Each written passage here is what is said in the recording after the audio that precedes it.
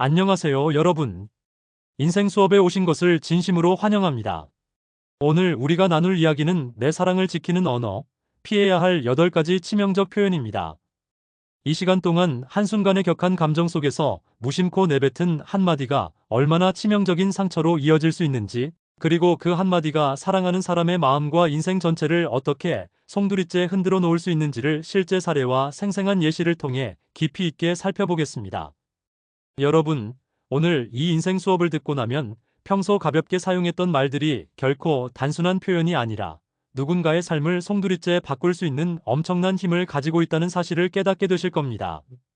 먼저 첫 번째 표현, 너는 쓸모없어. 에 대해 이야기해 보겠습니다. 이 한마디는 단순한 욕설을 넘어 상대방의 존재 자체를 부정하는 말입니다. 예를 들어 32세의 김 씨는 어린 시절 집안 분위기가 매우 냉랭해서 부모님과 친척들로부터 넌 쓸모없어라는 말을 반복해서 들으며 자랐습니다. 집안에서의 그런 말들은 마치 매일 아침 식탁에 올라오는 식사처럼 일상이 되었고, 김 씨는 자신이 태어난 이유조차 의심하기 시작했습니다. 학교에서도 친구들이 자신을 무시하는 행동을 보이며 너는 쓸모없어라는 암시를 주었고, 그 상처는 점차 깊어져 갔습니다.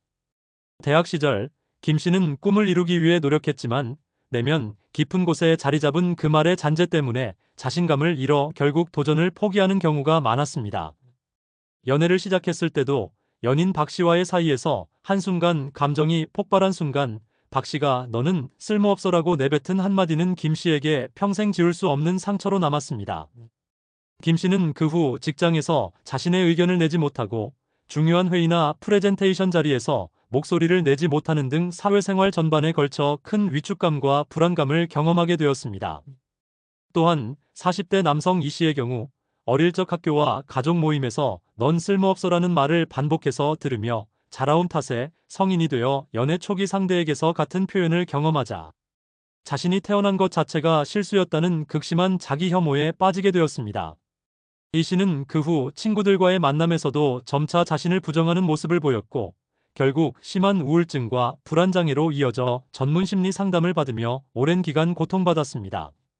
김 씨와 이 씨의 사례는 너는 쓸모없어라는 말이 단순한 감정의 발로가 아니라 한 사람의 자아와 미래를 송두리째 부정하는 언어 폭력임을 여실히 보여줍니다. 이어서 두 번째 표현, 내가 널 사랑하지 않아. 를 살펴보겠습니다. 사랑의 가장 근본적인 전제는 서로에 대한 신뢰와 애정인데 이 한마디는 그 모든 기반을 한순간에 무너뜨릴 수 있습니다. 27세의 정 씨는 따뜻한 가정에서 사랑과 관심을 받으며 자라왔고 연애에서도 항상 깊은 애정을 기대했습니다. 그러나 어느 날 연인 최 씨가 극심한 스트레스와 감정 폭발에 휩싸여 내가 널 사랑하지 않아라고 외친 순간 정 씨는 자신이 지금까지 쌓아온 모든 신뢰와 애정이 한순간에 부서지는 것을 경험했습니다. 그날 밤 정 씨는 혼자 거울 앞에 서서 내가 정말 사랑받을 자격이 있을까? 라는 의문과 함께 눈물로 밤을 지새웠고 이후 수개월 동안 깊은 상실감과 외로움에 시달리며 심리 상담을 받게 되었습니다. 또 다른 부부의 사례를 보겠습니다. 35세의 박 씨와 33세의 한 씨는 오랜 시간 서로에 대한 애정을 확인하며 지내왔지만 박 씨가 순간의 분노 속에서 내가 널 사랑하지 않아라는 말을 반복하자 한 씨는 점차 자신이 사랑받을 수 없는 존재라는 확신에 빠졌습니다. 한 씨는 그 후 친구나 가족과의 만남에서도 자신을 감추기 시작했고 결국 사회생활에서도 큰 어려움을 겪게 되어 전문가의 도움을 받으며 고통을 이겨내려고 노력했습니다. 정 씨와 한 씨의 사례는 내가 널 사랑하지 않아라는 말이 단순한 순간의 감정 변화가 아니라 연애 관계의 모든 기반을 뒤흔들어 상대방의 자존감과 심리적 안정에 치명적인 영향을 미친다는 것을 보여줍니다. 세 번째 표현, 네가 다 망쳤어. 에 대해 이야기해 봅니다. 이 한마디는 모든 문제의 원인을 전적으로 상대방에게 돌리면서 서로 간의 신뢰와 소통을 완전히 단절시키는 극단적인 말입니다.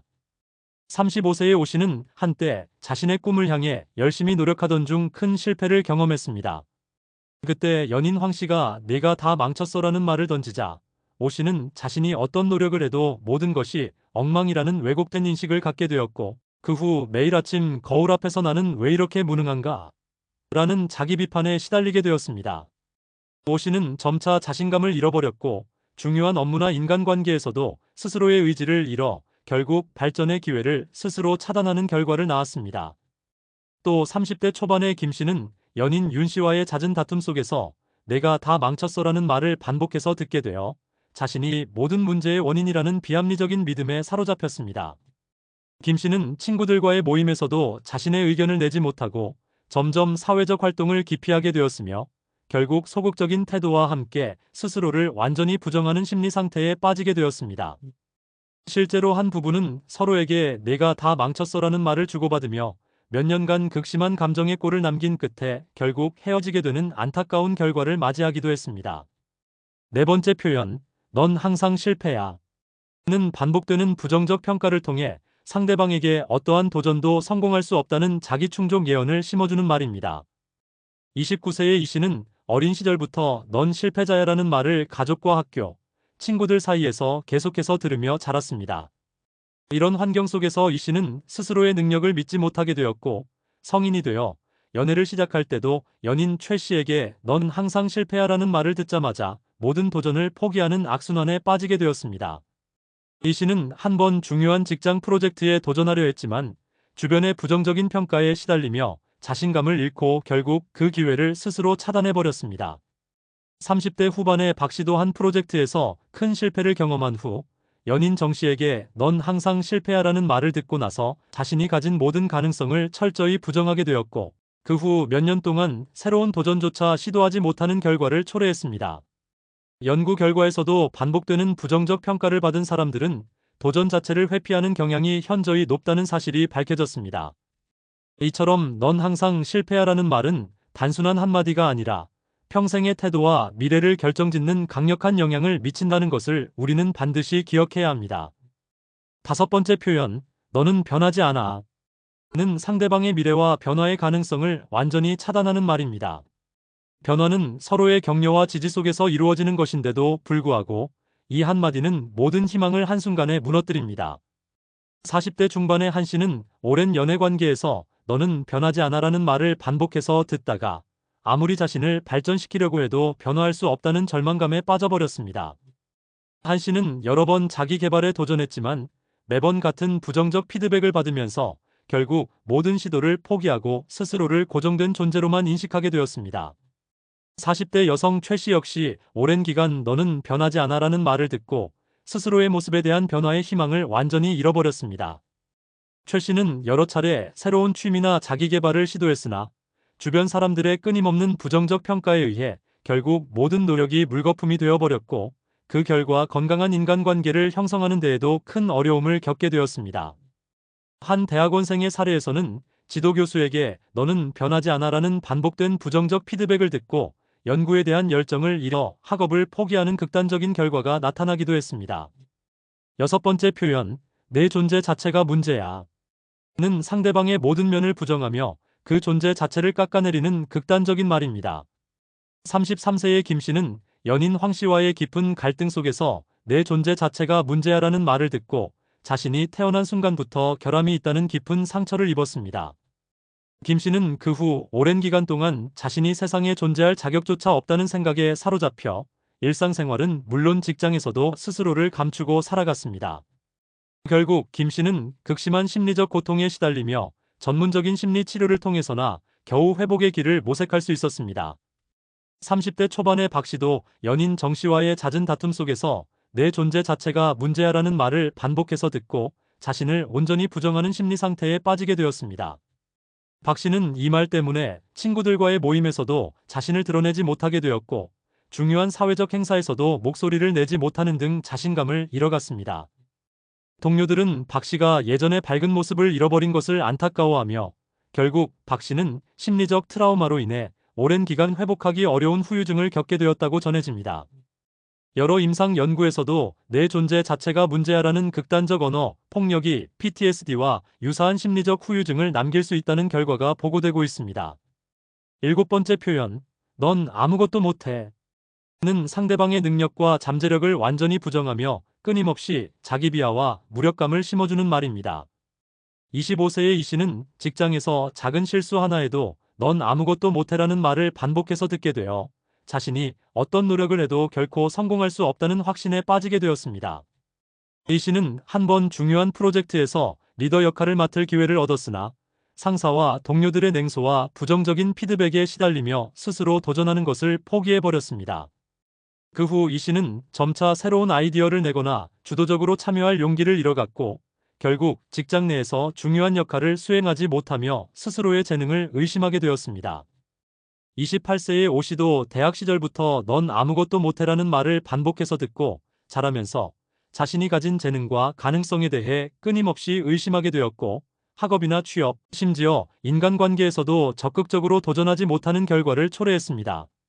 한 번은 오 씨가 중요한 대회 활동에 참여할 기회를 잡았으나 마지막 순간 자신의 능력을 믿지 못해 스스로 포기하는 장면이 있었고 주변 친구들은 그의 뛰어난 잠재력을 알고 있음에도 불구하고 부정적인 언어에 사로잡혀 기회를 스스로 놓치는 모습을 안타까워했습니다.